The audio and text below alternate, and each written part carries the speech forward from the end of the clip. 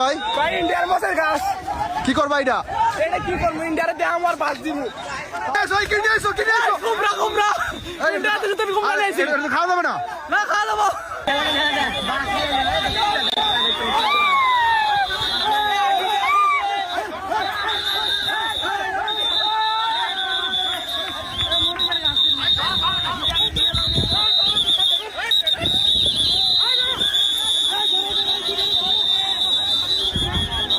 প্রিয় দর্শক, আমি বিধান। আমরা দেখছেন হিঙ্গলগঞ্জ টিভি। হিঙ্গলগঞ্জ টিভিতে আপনাদের সকলকে স্বাগত জানাই।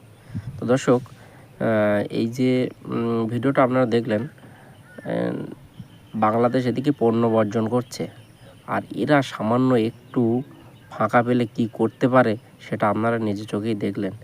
এরা একটু ফাঁকা পেলে মোটামুটি সব চুরি করে মানে সব শেষ করে দেবে, এরকম একটা পরিস্থিতি।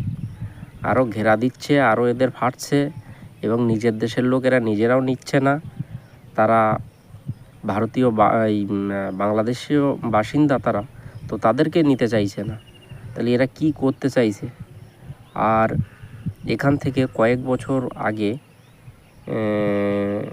বেশ তখন আমরা অনেকটা ছোট ছিলাম, তো তখন একবার দুর্গা উৎসবের সময়, দুর্গাপুজোর সময়, মানে যখন যে বিসর্জন হয় না, তো সব জায়গায় বিসর্জন হয়, তো সেবারও হয়েছিল আমাদের হিঙ্গলগঞ্জে, এবং সেই সময় বর্ডারও খুলে দিয়েছিল।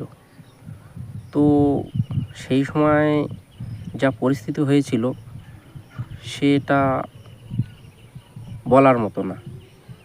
মানে আমাদের যে হিঙ্গলগঞ্জে যে বাজার আছে, প্রতিটা দোকান থেকে, মানে দোকানে বিস্কুট বা কোনো কসমেটিক বা জিনিসপত্র একটা ছিল না, মানে এত হারে প্রেশার পড়েছিল। আর তার মধ্যে আবার চুরি এসেছে, আবার তার মধ্যে হার এটা সেটা চুরি করে নিয়ে। তখন আমরা অনেকটা ছোট ছিলাম, তো সেই সময় দেখেছিলাম। আর বাংলাদেশে ওই সাইডটা পড়ে বাসন্তীপুর, নাজিমগঞ্জ বাজার, এটা কালীগঞ্জের সাইডে, কালীগঞ্জের পরেই পাশাপাশি। তো এই হচ্ছে পরিস্থিতি।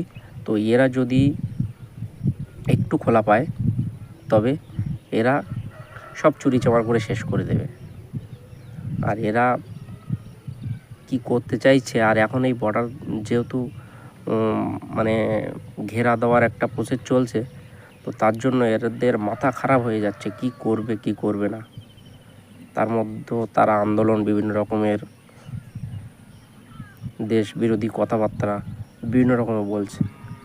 তো দর্শক, কী বলবেন? কমেন্ট করবেন কমেন্ট বক্সে। নজর রাখবেন হিঙ্গলগঞ্জ টিভিতে।